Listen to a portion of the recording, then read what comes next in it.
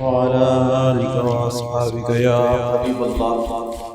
الصلاة والسلام عليك يا نبي الله وعلى آلك وأصحابك يا نور الله. عزیزان گرامی اور ناظرین اکرام جو ہمیں سوشل میڈیا پر سنتے ہیں، سماعت فرماتے ہیں، اس التماس ہے کہ وہ جلد از جلد احترام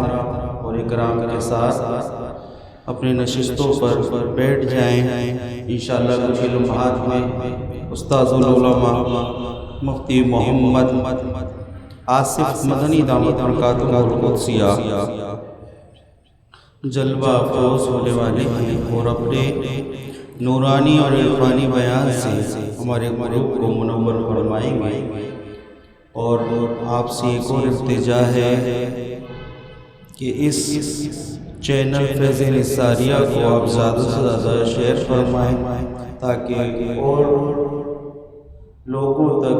دین متین کا پیغام آپ کے ذریعے پہنچ سکے اور آپ کو بھی اس کا اجر و ثواب ملے. صلی اللہ علیہ یا رسول اللہ وسلم علیہ یا حبیب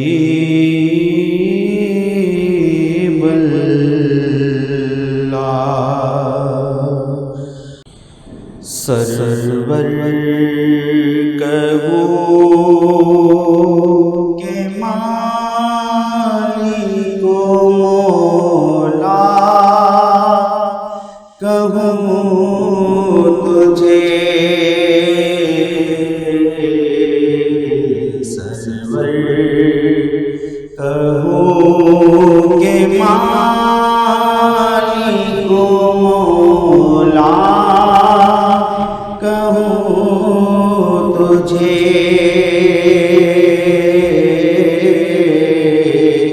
باغ خلیل تھا دھلے زیبا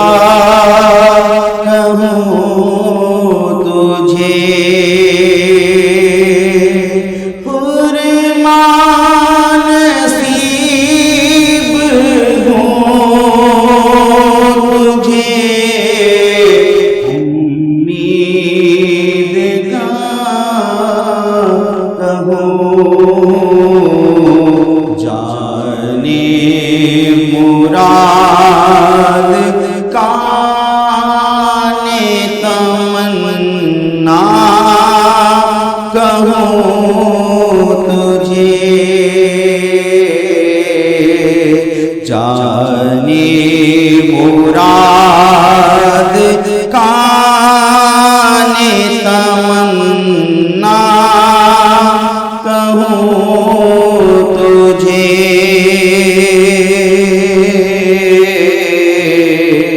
سرور کہوں کہ مالک و مولا کہوں تجھے، اللہ نے تیرے جسم میں منور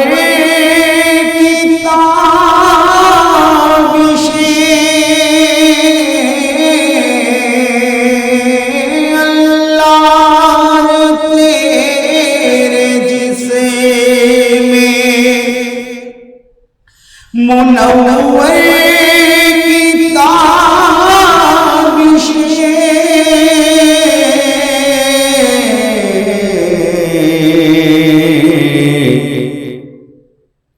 اے جانے جان میں جانے تجلا کہوں تجھے، اے جان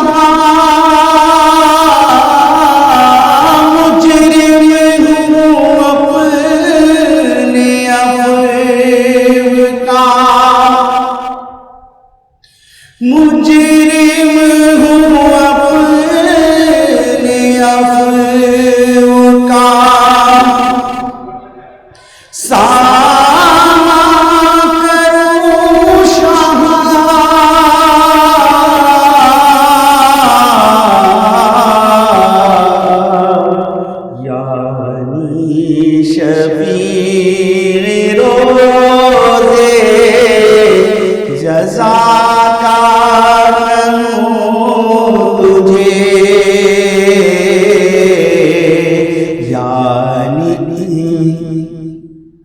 یعنی شفیع روزے جزا کا کروں تجھے، سرور کروں کہ مالک و مولا کہوں تجھے،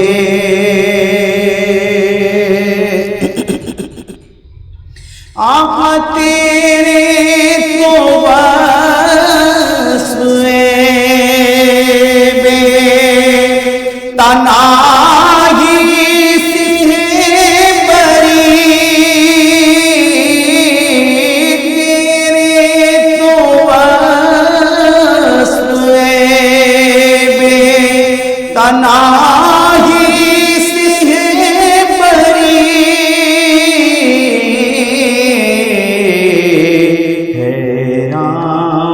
میرے شاہ میں کیا کیا کہوں تجھے،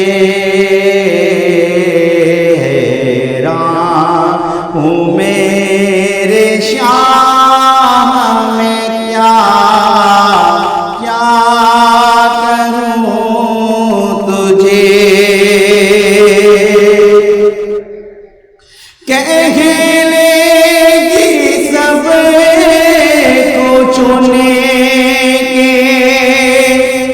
سزا کی خاموشی کہہ لے گی سب کو، چنے کے سزا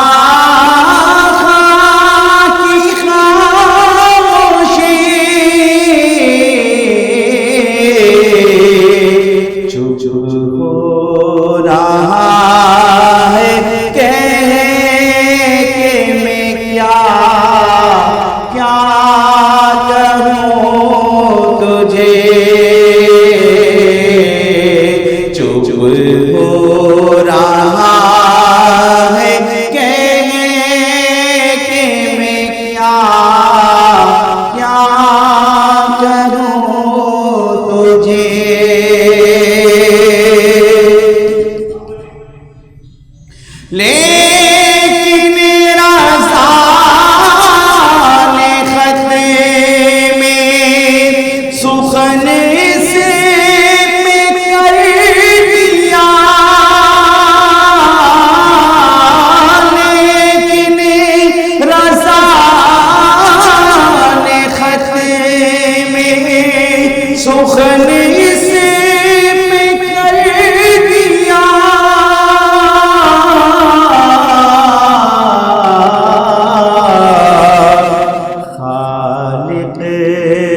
بندہ خلق کا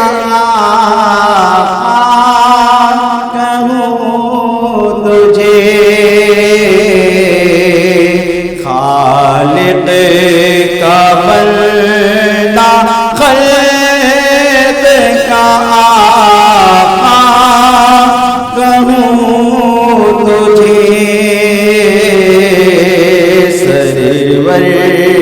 کہوں کہ مالک و مولا کہوں تجھے، باغ خلیل کا گل زیبا کہوں تجھے، درود پاک کا نذرانہ پیش کریے، اللہم صلی علی سیدنا مولانا محمد وجود والکرم پھر کے گلی گلی نواز ہو گئے سب کی کھائے کیوں پھر کے گلی گلی تباہ ہو گئے سب کی کھائے کیوں دل کو جو عقل دے خدا تیری گلی سے جائے کیوں دل کو جو عقل دے خدا تیری گلی سے جائے کیوں پارے نہ تیرے حبیب کو پالتے ہی غریب کو پارے نہ تیرے حبیب کو پالتے ہی غریب کو روئے جو اب نصیب کو چین کہو گوائے کیوں روئے جو اب نصیب کو چین کہو گوائے کیوں پھر کے گلی گلی تباہ ہو گئے سب کی کھائے کیوں دل کو جو عقل دے خدا تیری گلی سے جائے کیوں یاد حضور کی قسم غفلت ہے ستم خوب ہے قید غم میں ہمیں کوئی ہمیں چھڑائے کیوں پھر کے گلی گلی تباہ ہو گئے سب کی کھائے کیوں جانے عشق مصطفیٰ روز فزوں کرے خدا جس کو درد کا مزہ جس کو درد کا مزہ نازے دوا اٹھائے کیوں پھر کے گلی گلی تباہ ہو تیرے سب کی کھائے کیوں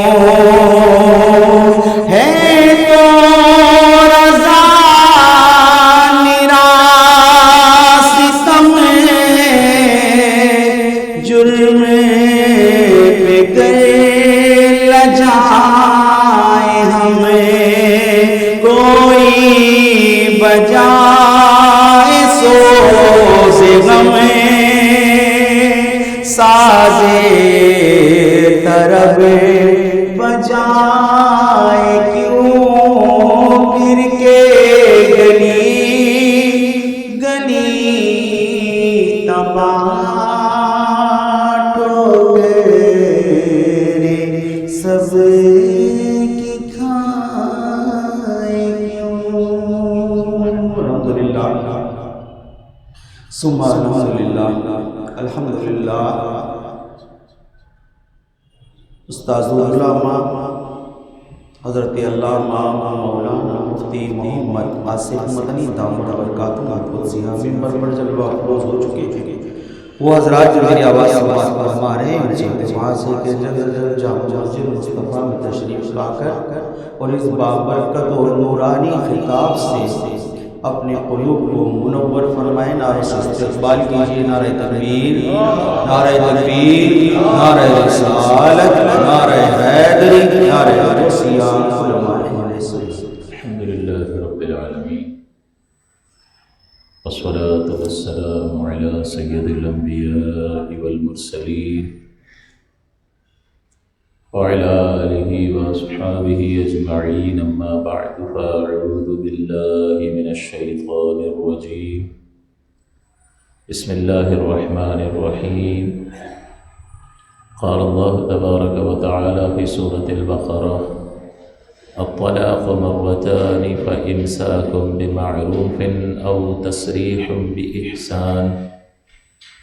ولا يحل لكم أن تأخذوا مما آتيتموهن شيئا إلا أن يخافا ألا يقيما حدود الله، فإن خفتم ألا يقيما حدود الله فلا جناح عليهما فيما افتدت به، تلك حدود الله فلا تعتدوها ومن يتعد حدود الله فأولئك هم الظالمون، وإن طلقها فلا تحل له من بعد حتى تنكح زوجا غيره، فإن طلقها فلا جناح عليهما أن يتراجعا إن ظنا أن يقيما حدود الله، وتلك حدود الله يبينها لقوم يعلمون۔ صدق الله العلي العظيم وصدق رسوله النبي الأمين۔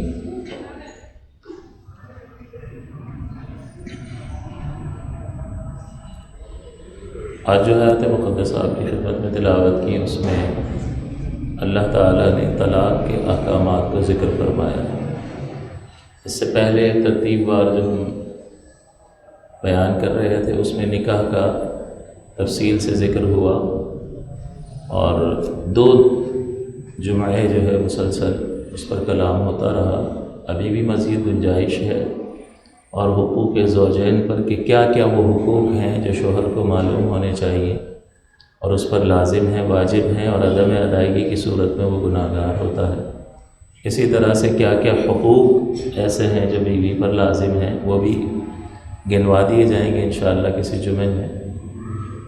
تاکہ جب علم حاصل ہو تو پھر اس علم کے موافق اگر آدمی عمل کرے گا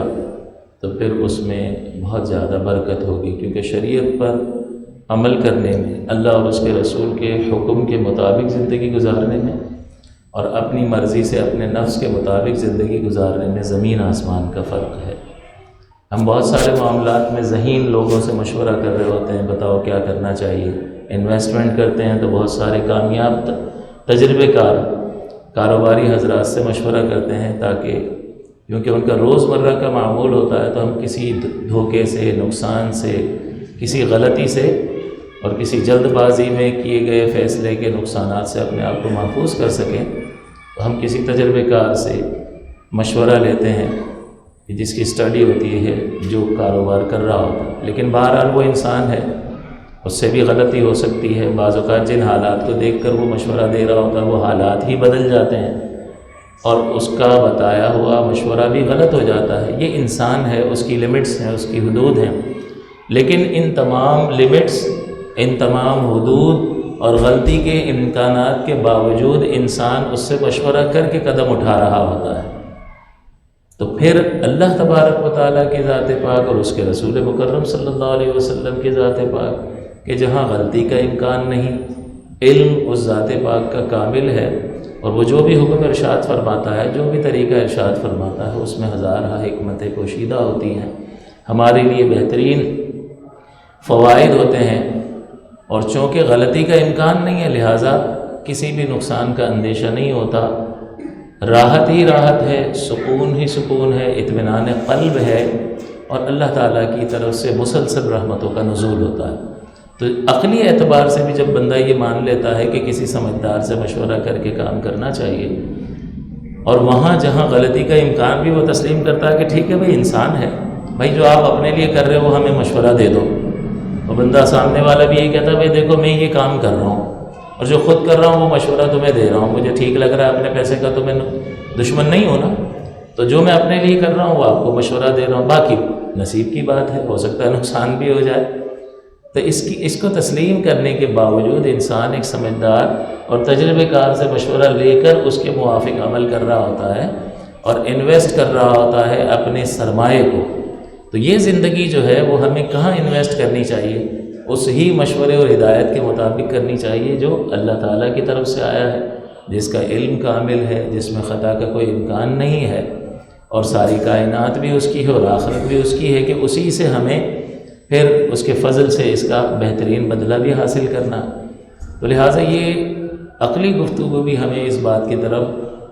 مائل کرتی ہے کہ واقعتاً بعض اوقات بعض احکامات میں کسی طرح کی اگر کوئی دقت محسوس ہو تو بالکل ہوگی، اس لیے کہ ان احکام کا نام ہی احکام تکلیفیہ رکھا گیا ہے، کہ جن میں عمل کرنے والے کے لیے کچھ نہ کچھ تکلیف اور آزمائش ہوتی ہے، اور اس آزمائش کی وجہ سے وہ پرفیکٹ ہو جاتا ہے، کامل ہو جاتا ہے۔ جس طرح سے اگر کوئی شخص تیراکی سیکھنا چاہے تو آپ ہزار اس کو ہدایات دیتے رہیں، کیا وہ ہدایت سن کر کتابیں پڑھ کر اچھا تیراک بن سکتا ہے؟ ماہر سوئمر نہیں بن سکتا وہ، جب تک کہ پانی میں اس کو دھکا نہ دیا جائے اور تجربہ نہ کروایا جائے، اور بہت بار ناک میں بھی پانی چڑھ جائے گا، ڈوبنے بھی لگے گا۔ تو ان سارے ڈیو پروسیس سے اور مشکلات سے اور آزمائشوں سے جب گزرے گا تو ایک وقت آئے گا کہ پانی کی سطح پر تیرنے لگ جائے گا، اور پھر اس کو ایک کمال کی بو محسوس ہوگی کہ بھائی میں پانی پر تیرنا جانتا ہوں۔ اور کبھی کسی مرحلے پر کہیں ایسا تیرنے کا مرحلہ آئے گا تو اسے جان کی فکر نہیں ہوگی کہ میں اس مشکل سے، اس ڈیو پروسیس سے گزر چکا ہوں، لہٰذا اب یہ پانی میرا کچھ نہیں کرتا، میں تو تیر کے نکل جاؤں گا۔ اور جس کو تیرنا نہیں آتا ہوگا وہ پریشانی میں کھڑا ہوگا اور اس کو کہے گا کہ بھائی مجھے بھی پار کرا دو۔ تو کسی نہ کسی کمال کو حاصل کرنے کے لیے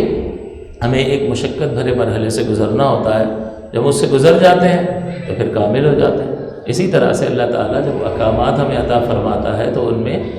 مشقت ہوتی ہے، اپنے نفس کو دبانا ہوتا ہے۔ یہی انسان کا امتحان ہے کہ وہ اپنی عقل پر، نفس پر، شیطان کے دھوکے میں آ کر کسی اور چیز پر بھروسہ کرتا ہے یا اللہ تعالیٰ اور اس کے رسول کی تعلیمات پہ کرتا ہے۔ تو بعض اوقات ہم سمجھا رہے ہوتے ہیں تو وہ حضرت کو غصہ چڑھتا ہے اور سامنے سے کہتے ہیں کہ کیسے ہو سکتا ہے، میرا تو دل کرتا ہے کہ میں گلا دبا دوں اس کا، بھی شوہر کہتا ہے۔ اب وہ تھوڑا سا ریلیکس کر کے اگر سوچے گا تو پھر یہی 3 طلاقیں دے کر پھر آ جاتے ہیں مسئلہ حل کروانے کے لیے کہ اب گھر تباہ ہو رہا ہے، کچھ کریں، ہمارے بچے رل جائیں گے۔ تو اپنے بچوں کے بارے میں خود سوچنا چاہیے تھا نا، آپ پری پلاننگ کرو۔ ویسے بھی دکانداری چلانے کے لیے اپنے فیوچر کے لیے کتنی انسان پلاننگز کرتا ہے یا نہیں کرتا؟ تو پلاننگ کرو، دین سیکھو تو آپ بچ جاؤ گے، غصے پر قابو پانا سیکھو تو بہت سارے نقصانات سے بندہ بچ جائے گا۔ کیوں وہاں آپ کی نہیں چلتی ہے جہاں کوئی آپ پر بندوق تان کر آپ کا موبائل اور پیسے چھین رہا ہوتا ہے، تو کیوں دے دیتے ہو؟ وہاں بھی کہو میں مرد ہوں، نہیں چھوڑوں گا اس کو، تو وہ بتائے گا آپ کو کہ کتنا مرد ہے۔ تو اس وقت ہم کہاں ہماری یہ طاقتیں چلی جاتی ہیں؟ ایسی مقامات پر طاقتیں بندہ استعمال کر رہا ہوتا ہے جہاں سامنے والا کمزور ہوتا ہے۔ حالانکہ حضور نے فرمایا کہ تم میں سب سے بہادر وہ ہے، طاقتور وہ ہے جو اپنے غصے پر قابو پا لے، اس لیے کہ غصے پر قابو پانے میں زیادہ طاقت لگتی ہے۔ مجھ میں طاقت ہے، سامنے والا کمزور بھی ہے، میں بدلہ لینے کی قدرت رکھتا ہوں، تو میں اس کو ایک تھپڑ مار دوں، بدلہ لے لوں، یہ بھی طاقت کا استعمال ہے۔ یہ بھی جب طاقت کا استعمال کرے گا تو پہلوان کہلائے گا، قوت والا کہلائے گا، لوگ کہیں گے بھائی طاقتور ہے۔ لیکن اگر وہ اپنے غصے کو دبائے اور بدلہ لینے کی قوت کے باوجود بدلہ نہ لے تو اس کا مطلب یہ ہے کہ وہ اپنے اس طاقت کا مظاہرہ کرنے کے مقابلے میں اس میں زیادہ طاقتور نظر آئے گا کہ اپنے نفس کو دبانا انتہائی مشکل ہوتا ہے، اس میں زیادہ طاقت صرف ہوتی ہے کہ اندر سے جو ہے وہ تقاضے ابھر رہے ہوں گے کہ تو نامرد ہو گیا تو بدلہ نہیں لے رہا، طاقت ہونے کے باوجود اس کی کیا حیثیت ہے تیرے سامنے یہ بات کرے، تو وہ ابھار رہا ہوتا ہے۔ اور ایسے میں نفس کو دبانا جو ہے وہ انسان کا کمال ہے۔ اور حضور نے فرمایا پہلوان وہ ہے جو طاقت کے باوجود بدلہ لینے کی قوت کے باوجود اپنے آپ کو بدلہ لینے سے روک دے تو یہ بہت بڑا طاقتور ہے، کیونکہ اس میں زیادہ طاقت ہے اور وہ اس طاقت کو استعمال کر کے اپنے آپ کو قابو میں کر رہا۔ تو کچھ چیزیں ایسی ہوتی ہیں جو پری ایمپٹیو میجرز ہوتے ہیں، ابتدائی طور پر ایسے مستقبل کو دیکھتے ہوئے ایسے اقدامات انسان کرتا ہے جس کی بنیاد پر وہ نقصان سے بچ جاتا ہے۔ تو پہلے سوچنا چاہیے کہ بھئی بچوں کا کیا ہوگا، اس کا کیا ہوگا، اس کا کیا ہوگا۔ ذرا کسی نعمت کے بغیر آپ اس زندگی کا تصور کر کے دیکھ لیں تو بالکل آپ کو بات واضح ہو جاتی ہے۔ آنکھوں کی نعمت کی اگر قدر جاننی ہو تو چند کام آنکھیں بند کر کے دیکھ لو تو پتہ چل جائے گا کہ کتنی اہمیت ہے اللہ تعالیٰ کی اس نعمت کی۔ تو اس کے عدم کو تصور کر کے، ہاتھ کی نعمت کا اگر قدر کرنی ہے تو ہاتھ نہ ہونے کا تصور کرو کہ ہاتھ ہے ہی نہیں، اب پانی پینا ہے، جاؤ کولر کے پاس کھڑے ہو کے پی کے بتا دو۔ ضرور کسی نہ کسی کی محتاجی ہوگی۔ قمیص پہننی ہے، ضرور کسی نہ کسی کی محتاجی، کوئی پہنائے گا تو پہنے گا، واش روم میں جا کے کیا کرے گا؟ تو پھر اس کو پتہ چلتا ہے کہ اللہ کا کرم ہے، دونوں ہاتھ سلامت ہے، کام کر رہے ہیں۔ تو کسی بھی نعمت کی قدر اس وقت محسوس ہوگی کہ جب اس کا نہ ہونا تصور کرے اور اس کے نہ ہوتے ہوئے مشکلات کا کی لسٹ ایک بنا کر دیکھ لے کہ اگر یہ بندہ نہ ہو میری زندگی میں، بیوی نہ ہو تو شوہر دیکھ لے کہ اس کی زندگی میں کیا کیا مشکلات آ جائیں گی، اسی طرح سے بیوی لسٹ بنا لے کہ شوہر نہ ہو تو پتہ چل جائے گا آٹے دال کا بھاؤ کیا ہے۔ تو جب یہ بندہ فیوچرسٹک سوچ رکھتا ہے تو پھر آسان ہو جاتا ہے۔ لیکن شریعت مطہرہ جو ہمیں تعلیمات دیتی ہے ہم اس سے بالکل اپنے آپ کو دور کیے ہوئے ہیں اور خود بنے ہوئے مفتی اور خود بنے ہوئے چیمپئن کہ ہم تو بڑے ہو گئے ہیں اور ہم اپنی عقل سے جو فیصلہ چاہیں گے کریں گے۔ اس میں انسان ٹھوکر کھاتا ہے اور بڑے بڑے سمجھدار قسم کے اچھے خاصے پڑھے لکھے لوگوں کو یہ 3 طلاقیں دینے کے بعد روتے ہوئے اور گڑ گڑاتے بچوں کی طرح جو ہے روتے ہوئے دیکھا گیا ہے۔ تو بھائی مرد تھے، اب بھی مرد ہی ہو، ہمت کرو۔ تو اس لیے اتنی تمہید کا مقصد یہ ہے کہ شرعی تعلیم ہمارے لیے بیش بہا برکات اپنے اندر رکھتی ہے، بیش بہا نعمتیں اور اللہ تعالیٰ کی رحمتوں کے حصول کا وہ ذریعہ اور سبب بنتی ہیں اگر ہم شریعت مطہرہ کی طرف ہر بار دیکھیں اور اپنی زندگی کو گزارنے کے سلسلے میں جن چیزوں سے ہمارا واسطہ پڑتا ہے ان کو سیکھ لیں۔ اب نکاح کا مسئلہ ایسا ہے کہ شادی تو ہر ایک کر لیتا ہے لیکن نکاح طلاق کے مسائل اس کو سیکھنا ضروری ہے۔ حیض و نفاس کے مسائل شوہر پر لازم ہے کہ وہ بیوی کو سکھائے گا۔ اب کس کو آتے ہیں یہاں پر؟ سیکھے ہوں تو سکھائے گا، تو اگر نہیں سکھائے گا اور وہ غلطیاں کر رہی ہوگی تو وہ تو گناہ گار ہوگی، شوہر بھی اس سلسلے میں ذمہ دار ہوگا کہ علم کا اہتمام کر کے کیوں نہیں دیا۔ تو اس لیے ہمیں توجہ کرنی چاہیے کہ بہت ساری ایسی غلطیاں ہم سے ہو جاتی ہیں جو سراسر اگر اس کے اسباب پر غور کیا جائے تو علم نہ ہونے کی وجہ سے ہوتی ہے۔ تو طلاق کا موضوع اس لیے منتخب کیا کہ نکاح کا بیان مکمل ہوا اور اس کے بعد یہ طلاق کا بیان ہے، اور اگر ہو سکا اگر ادھورا رہ گیا اور رہ ہی جائے گا، ٹائم آج زیادہ ہو چکا ہے،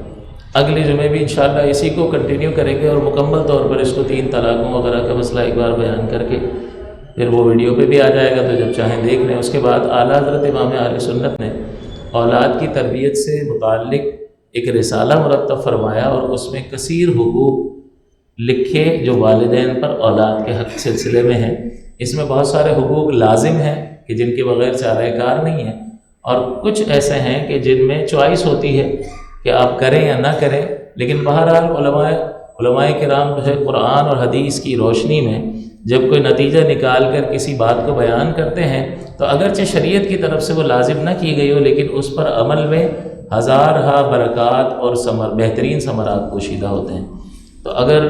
وہ حقوق بھی ہم سماعت کر لیں تو پھر بہت سارے لوگ ایسے ہوتے ہیں جن کو معلوم نہیں ہوتا وہ عمل کرنا چاہتے ہیں، کچھ ایسے ہوتے ہیں جنہیں پرواہ نہیں ہوتی ہے، اور کچھ ایسے ہیں کہ جو جاننا چاہتے ہیں، سیکھنا چاہتے ہیں، تو انہیں یہ معلومات انشاءاللہ ہم کوئی جمعہ مقرر کر لیں گے اور اس میں اس رسالے کو سامنے ہی رکھ کر ایک ایک حق کو بیان کیا جائے گا، اس کی مختصر وضاحت کر دیں گے، تو آپ اس کو بھی ذہن میں رکھیں گے تو انشاءاللہ پھر انسان جو ہے جب شریعت کے موافق ہوتا ہے تو گھر جو ہے وہ امن کا گہوارہ بنتا ہے، اللہ تعالیٰ کی طرف سے رحمت کا نزول ہوتا ہے، اور پھر سکون اطمینان والی زندگی حاصل ہوتی ہے، اور پھر انسان اپنی تمام تر صلاحیتوں کو استعمال کر رہا ہوتا ہے، اور جو وہ کام کرتا ہے وہاں بھی اس کا دل لگتا ہے، اور اس طرح سے نہ صرف اس کی دنیاوی معاملات بہتر ہو جاتے ہیں بلکہ اگر دل پرسکون ہوگا، بے قراری نہیں ہوگی تو عبادات میں بھی اس کا دل لگے گا۔ ورنہ پتہ چلا کہ بیوی سے لڑ کر آیا ہے اور یہاں مسجد میں نماز پڑھ رہا ہے، بار بار توجہ جو ہے اس جھگڑے کی طرف جا رہی ہے، غصہ اور شیطان بھی ساتھ ہے، وہ بھی ابھار رہا ہے کہ تو یہ کرنا، جا کے یوں کرنا، اس طرح کرنا، اس طرح کرنا. تو پھر عبادات میں بھی دل نہیں لگتا جو ہماری زندگی کا بنیادی مقصد ہے. اور نکاح کا جب بیان کیا تو اس میں اسی بات کو ذکر کیا تھا کہ اس کے مقاصد میں سے یہ ہے کہ جب گھریلو زندگی پرسکون ہوگی تبھی انسان جو ہے وہ شریعت کے موافق اپنے آپ کو بھی ڈھالے گا، اپنے گھر والوں کی تربیت بھی کرے گا، اور پھر معاشرے کے لیے بھی کچھ بہتر کردار ادا کر سکے گا. تو یہ ساری چیزیں افیکٹ ہوتی ہیں جب انسان جو ہے متاثر ہو جاتی ہیں، جب انسان ذہنی طور پر پریشان ہوتا ہے. لہٰذا ان پریشانیوں کا حل صرف ایک ہی ہے کہ دین کو سیکھا جائے، شریعت کو سیکھا جائے، اور شریعت کے موافق ان معاملات کو کیا جائے. اور اس میں پھر نفس و شیطان کو ایک طرف رکھ دیا جائے کہ وہ جتنا بھی ابھار رہا ہو، اللہ اور اس کے رسول کا حکم آ جائے تو اس ہی کو اختیار کرنا چاہیے. طلاق جو ہے وہ نکاح کی وجہ سے بیوی شوہر کی قید میں آ جاتی ہے، اس کے ساتھ وابستہ ہو جاتی ہے، اور اس قید کو ختم کر دینا طلاق کہلاتا ہے. اور یہ بعض اوقات ایسا ہوتا ہے کہ طلاق دی اور فوراً ہی نکاح ختم ہو گیا، شوہر کو رجوع کرنے کا حق نہیں ہوتا. ایسی طلاق کو طلاق بائن کہتے ہیں. اور ایک طلاق ایسی ہوتی ہے کہ جس میں طلاق دی اور عدت کے دوران شوہر کو یہ حق ہوتا ہے کہ وہ رجوع کر لے. ایسی طلاق کو طلاق رجعی کہتے ہیں. تو طلاق دینے کے بعد اگر رجوع کا اختیار رہے تو رجعی، رجوع سے رجعی، اور اگر رجوع کا اختیار نہ رہے تو پھر ایسی طلاق کو طلاق بائن کہا جاتا ہے. تو یہ دو اقسام جو ہیں وہ طلاق کی ہیں، اور 3 طلاق تک کا مرد کو اختیار ہوتا ہے. اس کے 3 طلاق دینے کے بعد جو ہے وہ حرمت مغلظہ ثابت ہو جاتی ہے. اور پھر اگر یہ شوہر اپنی سابقہ زوجہ کو اپنے نکاح میں رکھنا چاہتا ہو تو پھر حلالہ کرنا لازم ہوتا ہے. یعنی یہ عورت کسی شخص اس کی عدت گزارے سابقہ شوہر کی، پھر کسی سے نکاح کرے، پھر ازدواجی تعلق قائم ہو، پھر وہ شخص اپنی مرضی سے اسے طلاق دے، پھر وہ اس طلاق کی یا انتقال کر جائے، پھر وہ اس کی عدت گزارے، اور عدت گزارنے کے بعد یہ سابقہ شوہر کے پاس واپس آ سکتی ہے. تو جب یہ بالکل حلالہ جو ہے یہ سب کو معلوم ہے. ایسا نہیں ہے کہ اچانک جو ہے وہ کوئی پرچی نکالتے ہیں اور اس میں سے نکلتا ہے کہ میں آپ کو حلالہ کرنا ہو. ایسا تو کچھ بھی نہیں. 1450-1500 سال پہلے حکم بیان ہو چکا. تو جب ایک سخت حکم معلوم ہے، سخت حکم دیا ہی اس لیے ہے کہ 3 طلاقوں کی کارروائی نہ کرے، بندہ اپنے آپ کو روکے رکھے. پھر جب ہمت 3 طلاقوں کی ہے تو پھر اس وبال کو، اس مصیبت کو بھی برداشت کرو. اس کے بغیر تو حلت ثابت نہیں ہو سکتی ہے. تو بہرحال طلاق کی 2 قسمیں اس اعتبار رجوع کرنے یا نہ کرنے کے اعتبار سے ہیں. اگر رجوع کرنے کا حق حاصل ہے شوہر کو تو اس کو رجعی کہتے ہیں، اور رجوع کا حق حاصل نہ ہو تو اس کو طلاق بائن کہا جاتا ہے. سابقہ ادوار میں خود جب اوائل اسلام کا دور تھا، یعنی ابھی قرآن نازل ہو رہا تھا اور اسلام کی تکمیل ہو رہی تھی، تو اوائل ابتدائی اسلام میں کوئی حد مقرر نہیں تھی طلاق دینے کی. اور لوگ یہ کرتے تھے کہ عدت اس وقت بھی تھی، سال بھر کی عدت ہوا کرتی تھی، اور قرآن عظیم نے اس عدت کو سورہ بقرہ میں کچھ عرصے تک برقرار بھی رکھا کہ 1 سال کی عدت ہے. اس کے بعد اللہ تعالیٰ نے عدت کے دوسرے احکامات بیان فرمائے اور سال بھر کی عدت کے حکم کو منسوخ فرما دیا. تو عدت پہلے بھی ہوتی تھی، اور طلاق کی کوئی تعداد مقرر نہیں تھی سابقہ ادوار میں. شوہر یہ کرتا تھا کہ بیوی کو طلاق دے دی، اور طلاق دینے کے بعد جیسے ہی عدت مکمل ہونے والی ہوتی تھی وہ رجوع کر لیتا تھا، پھر طلاق دے دیتا تھا. تو تنگ کرنے کا جو یہ سلسلہ جو ہے وہ بہت زیادہ، کہ وہ آزاد ہی نہیں ہو پاتی تھی کہ بھئی طلاق اگر دینی ہے اور نہیں رہنا ہے ساتھ تو طلاق دے دو اور پھر رجوع نہ کرو. لیکن وہ تنگ کرنے کے لیے بیوی کو سینکڑوں طلاقیں دیتے تھے، اور جیسے ہی عدت مکمل ہونے والی ہوتی تھی اس سے پہلے رجوع کر لیتے تھے، وہ پھر بدستور اس کے نکاح میں رہتی تھی. تو چونکہ ایک تحدید نہیں تھی، حد مقرر نہیں تھی، تو وہ عورتوں کے لیے پریشانی کا باعث تھی. تو اللہ تبارک و تعالیٰ نے طلاق کی تعداد کی ایک حد مقرر فرما دی کہ 3 کے بعد رجوع کا اختیار نہیں ہے. چاہے کسی طرح بھی طلاق دے، 3 سے زیادہ کا حق شوہر کو حاصل نہیں رہے گا۔ تو اس کی حد بندی کر دی، جس کا فائدہ یہ حاصل ہوا کہ اگر شوہر نے ایک بار طلاق دی ہے اور ایسی طلاق دی ہے جس میں رجوع کر سکتے ہیں اور شوہر نے رجوع کر لیا، ٹھیک ہے، اب شوہر کے پاس 2 طلاقوں کا اختیار ہے۔ پھر اس نے 1 طلاق اور دے دی اور پھر اس نے دوران عدت رجوع کر لیا، ٹھیک ہے، وہ رجوع کر سکتا ہے، اس میں بیوی کی مرضی کو دخل نہیں ہوتا کہ اگر وہ منع بھی کرے تب بھی شوہر رجوع کر سکتا ہے۔ اور رجوع کا طریقہ یہ ہوتا ہے کہ وہ زبان سے کہہ دے کہ میں نے رجوع کیا، ٹھیک ہے جی، ہو گیا رجوع، یا شوہر اور بیوی کے جو تعلقات ہیں وہ تعلقات ادا کرے تو یہ بھی رجوع کہلاتا ہے۔ پھر جب وہ تیسری طلاق دے دیتا ہے تو حرمت مغلظہ ثابت ہو جاتی ہے اور اب اس کو رجوع کرنے کا اختیار نہیں رہتا۔ یہ طلاق رجعی میں ہوتا ہے۔ اور طلاق بائن تو آپ کو بتا دیے کہ 1 طلاق بھی اگر دے گا تو اس سے فوراً نکاح ختم ہو جاتا ہے اور بیوی نکاح سے باہر نکل جاتی ہے اور رجوع کا اختیار نہیں رہتا۔ اب اگر رجوع کرنا ہے تو شوہر اور بیوی بیٹھ کر اس کی رضا ضروری ہے اور نکاح کریں گے، 2 گواہوں کو بٹھا کر نیا مہر مقرر ہوگا تو یہ ساتھ رہ سکتے ہیں۔ اب شوہر کو 2 طلاقوں کا اختیار ہوگا اگر پہلے 1 طلاق دی ہے، اور اگر 2 طلاقیں دے دی ہیں تو اب نکاح کرنے کے بعد 1 طلاق کا اختیار ہوگا۔ اور طلاق رجعی جو ہے وہ 3 لفظوں سے واقع ہوتی ہے۔ طلاق کا لفظ، میں نے تجھے طلاق دی، اس سے طلاق رجعی واقع ہوگی، یعنی شوہر کو عدت میں رجوع کرنے کا حق حاصل رہے گا۔ دوسرا، میں نے تجھے چھوڑا، اس سے بھی طلاق رجعی واقع ہوتی ہے اور دوران عدت شوہر کو حق حاصل ہوتا ہے۔ میں نے تجھے فارغ کیا، تو طلاق، چھوڑا اور فارغ کیا، یہ 3 الفاظ جو ہیں یہ صریح کہلاتے ہیں، بالکل واضح الفاظ۔ صریح وہ لفظ ہوتا ہے کہ جس کو بولنے کے بعد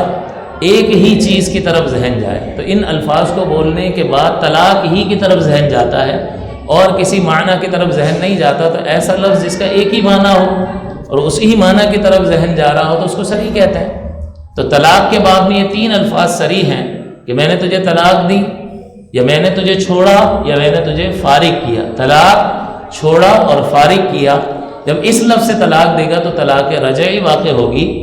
اور 3 سے اگر کم طلاق دی ہے تو شوہر کو یہ اختیار ہوگا کہ دوران عدت وہ رجوع کر سکتا ہے۔ اس کے علاوہ جتنے بھی الفاظ ہیں اس کو کہتے ہیں کنایہ، اور کنایہ لفظ کا مطلب یہ ہوتا ہے کہ طلاق کے لیے بھی یہ لفظ استعمال ہوتا ہے اور طلاق کے علاوہ بھی یہ لفظ استعمال ہوتا ہے۔ تو اب جب آپ کوئی لفظ صریح استعمال کرتا ہے، طلاق، چھوڑا اور فارغ کیا، تو اس میں اس کی نیت نہیں پوچھی جاتی ہے، کیونکہ اس کا تو ایک ہی مطلب ہے۔ تو جب ایک ہی مطلب ہے تو اب نیت پوچھنے کی ضرورت ہی نہیں ہے، اور 1000 روتا رہے کہ طلاق دینے کی میری نیت ہی نہیں تھی، طلاق واقع ہوگی۔ اور حضور علیہ السلام نے ارشاد فرمایا کہ طلاق 3 چیزوں کا ذکر فرمایا، کہ اس میں ایک چیز یہ بھی ہے کہ طلاق جو ہے اس کی سنجیدگی بھی سنجیدگی ہے اور اس کا مذاق بھی سنجیدگی ہے، تو مذاق میں بھی اس طرح کے الفاظ استعمال نہیں کرنے چاہیے۔ تو صریح الفاظ یعنی طلاق دی، چھوڑا یا فارغ کیا، جب یہ لفظ بولے گا تو شوہر سے اس کی نیت نہیں پوچھی جائے گی، لفظ منہ سے نکلتے ہی طلاق واقع ہو جائے گی۔ اس کے علاوہ جو الفاظ ہیں اس کو کنایہ کہتے ہیں، اور کنایہ وہ لفظ ہوتا ہے جس کے 1 سے زائد معانی ہوتے ہیں، وہ طلاق کے لیے بھی استعمال ہو رہا ہوتا ہے اور عام بول چال میں دوسری چیزوں کے لیے بھی استعمال ہو رہا ہوتا ہے۔ تو جب کنایہ لفظ کو استعمال کرے گا جس کے 1 سے زائد معانی ہیں، تو ظاہر سی بات ہے بولنے والے سے پوچھا جائے گا بھائی کس نیت سے بولا ہے۔ اگر وہ کہے گا طلاق کی نیت سے بولا ہے تو طلاق کی نیت متعین ہو جائے گی، اور کہے گا طلاق کی نیت سے نہیں بولا، قسم لی جائے گی اس سے، اور وہ قسم لے کر کہے کہ خدا کی قسم طلاق کی نیت سے نہیں بولا ہے، تو پھر طلاق واقع نہیں ہوگی۔ یہاں نیت کی ضرورت کیوں پڑی کہ اس بولے ہوئے لفظ کے 1 سے زائد معانی تھے، اور صریح میں کیوں ضرورت نہیں پڑی کہ اس کا تو معنی ہی ایک تھا کہ جب طلاق کا لفظ بولیں گے تو کس چیز کی طرف آپ کا ذہن جائے گا؟ میں نے تجھے چھوڑا بولیں گے تو کس چیز کی طرف ذہن جائے گا؟ میں نے تجھے فارغ کیا یہ بولیں گے تو کس چیز کی طرف ذہن جائے گا؟ طلاق کی طرف۔ ہاں یہ ہو سکتا ہے کہ بعض ماحول ایسا ہوتا ہے جس میں چھوڑا کا لفظ اور فارغ کیا کا لفظ جو ہے وہ طلاق کے معنی میں نہیں بھی ہو سکتا، لیکن عام طور پر طلاق کے معنی میں ہوتا ہے۔ جیسے شوہر نے بیوی کو نوکرانی رکھوا دی اور کہا دیکھ کیسا فارغ کر دیا تجھے، تو اب اس سے کہیں طلاق واقع نہیں ہوگی، اس کا اس لیے کہ پیچھے کانٹیکسٹ ایک موجود ہے، اور اس کانٹیکسٹ میں یہ بات کر رہا ہے کہ کام سے فارغ کر دیا، اتنی مشقت سے فارغ کر دیا، اور چھوڑا تو کہیں ڈراپ کر دیا اور چھوڑا کا لفظ استعمال کرے، تیری ماں کے گھر چھوڑ دیا، تو اب ظاہر سی بات ہے ماں کے گھر میں نے تجھے وہاں چھوڑ دیا، تو جگہ کا تذکرہ کر رہا ہے تو ظاہر سی بات ہے اس سے طلاق مراد نہیں ہوگی، یہ تو ایک انڈرسٹوڈ سی بات ہے۔ لیکن ویسے اگر بولے گا میں نے تجھے چھوڑا، تجھے فارغ کیا یا تجھے طلاق دی، تو یہ تینوں ایک ہی طرح کے لفظ ہیں، اور اس سے طلاق ہی کی طرف یعنی نکاح کی گرہ کو کھولنے کی طرف ذہن جاتا ہے۔ جب ایک ہی معنی کی طرف لفظ سے ذہن منتقل ہو تو پھر نیت نہیں پوچھی جاتی۔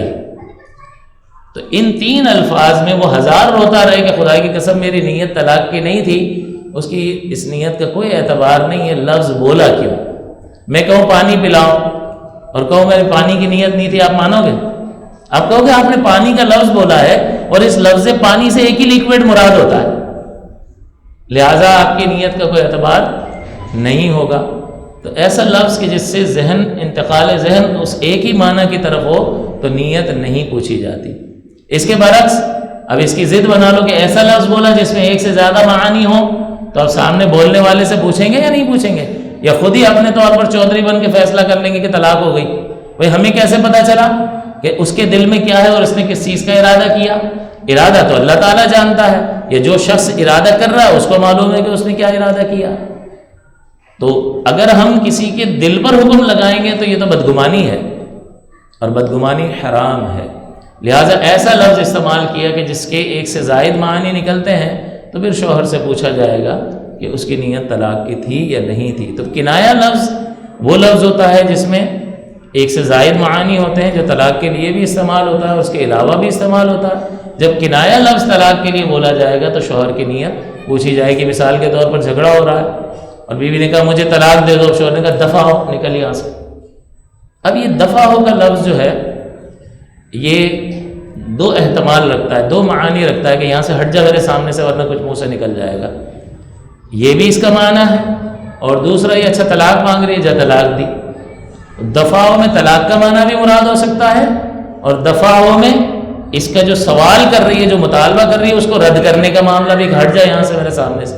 تو دو معنی ہے نا، تو آپ کیسے متعین کر سکتے ہیں کہ دفع ہو سے طلاق پڑ گئی؟ ہو سکتا ہے اس نے کہا یہاں سے نکل جا میرے کمرے سے، اس کا یہ مراد ہو، اس نے نیت اس چیز کی ہو، تو ہم متعین نہیں کر سکتے۔ پھر وہ شخص جس نے یہ لفظ بولا ہے وہ قسم کے ساتھ کہے گا کہ میں نے طلاق کی نیت نہیں کی تھی، تو طلاق واقع نہیں ہوگی، اور اگر کہے گا طلاق کی نیت کی تھی تو اس سے ایک طلاق بائن پڑ جائے گی، فوراً بیوی نکاح سے نکل جائے گی۔ اب اس کو رجوع کا اختیار نہیں رہے گا ایک طلاق کے باوجود، کیونکہ سری کے علاوہ طلاق چھوڑا اور فارغ کیا، اس سے طلاق دے گا 3 سے کم تو عدت کے دوران رجوع کا حق حاصل ہوتا ہے، اور اس کے علاوہ کسی لفظ سے طلاق دے گا تو فوراً نکاح سے باہر نکل جائے گی، اور اب شوہر کو رجوع کا اختیار نہیں ہے۔ لیکن ہاں 3 طلاقوں سے کم طلاق دی ہے تو باہمی رضامندی سے دوبارہ نکاح کیا جا سکتا ہے۔ تو لفظ سری سے طلاق دینے اور لفظ کنایہ سے طلاق دینے میں فرق کیا ہے کہ لفظ سری میں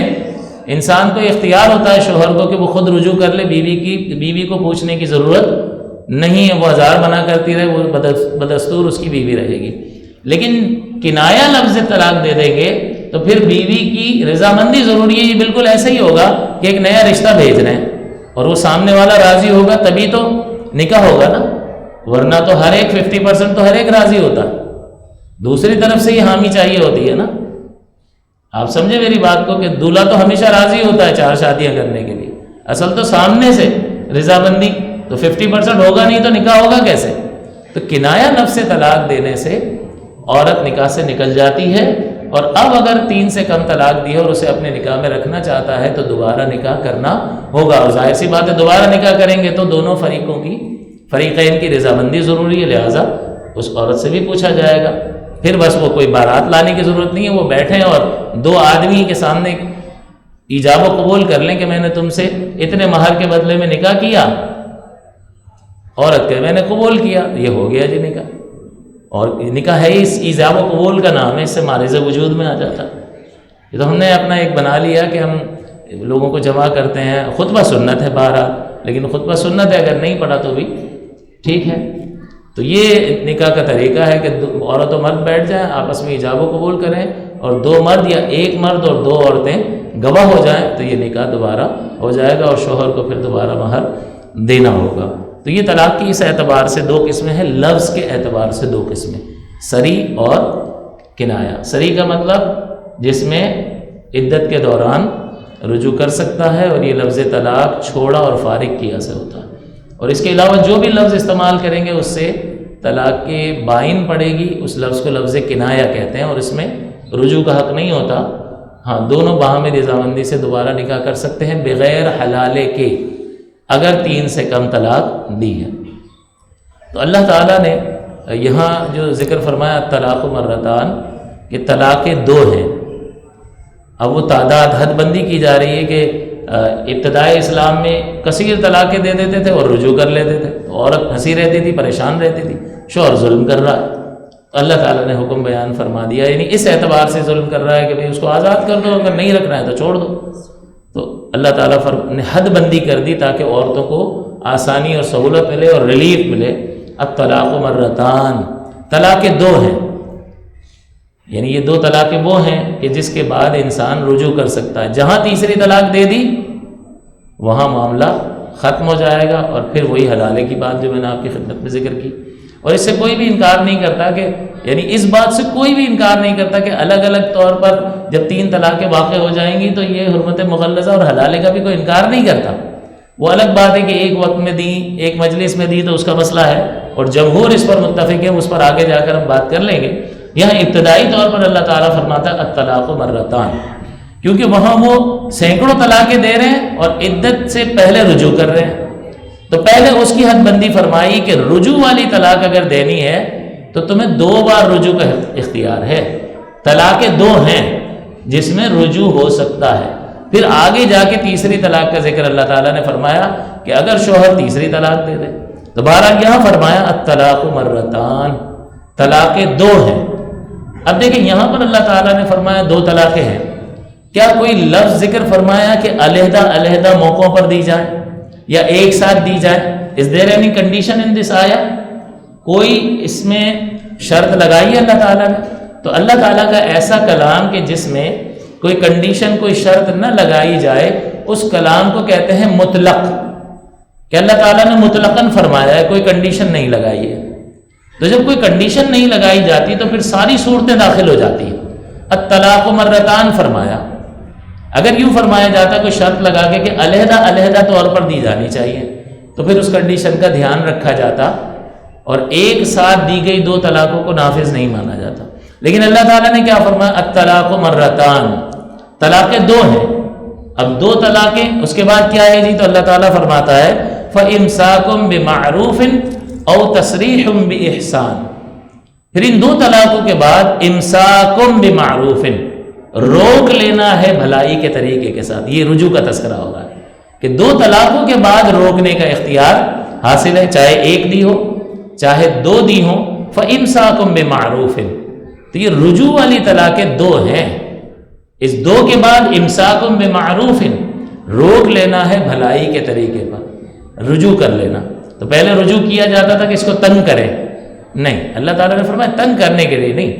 بھلائی کے طریقے پر۔ تمہیں احساس ہوا کہ بھئی غلطی ہو گئی ہے اور گھر ٹوٹ جائے گا تو بہت بڑا نقصان ہو جائے گا، تو اب ہم مل جل کر محبت سے رہیں گے، دستور کے مطابق رہیں گے، بمعروف کا تذکرہ فرمایا۔ تو پھر 2 طلاقوں کے بعد روک لینا ہے بمعروف، دستور کے مطابق، اور دستور کیا ہے؟ بھلائی کے طریقے کے مطابق روک لینا ہے۔ او تسریح باحسان، یا چھوڑ دینا ہے احسان کے ساتھ، یعنی اس کا جو مہر نکلتا ہے وہ بھی ادا کرو۔ جو متعہ، جو لباس وغیرہ مستحب قرار دیا ہے، جس کی رخصتی ہو گئی اس عورت کے لیے، لباس دینا مستحب قرار دیا شریعت نے، تو اس کو تم وہ چیزیں دو اور احسان کے ساتھ اس کو چھوڑو، حسن و خوبی کے ساتھ۔ ایسا نہیں کہ اب وصول کر کے بتا، یہ نہیں۔ تو اللہ تعالیٰ نے فرمایا طلاقیں 2 ہیں۔ اس کے بعد کیا ہے؟ امساکم بمعروف، روک لینا ہے بیوی کو بھلائی کے طریقے پر، یعنی یہ رجوع کا بیان ہو رہا ہے کہ 2 طلاقوں کے بعد شوہر رجوع کر سکتا ہے،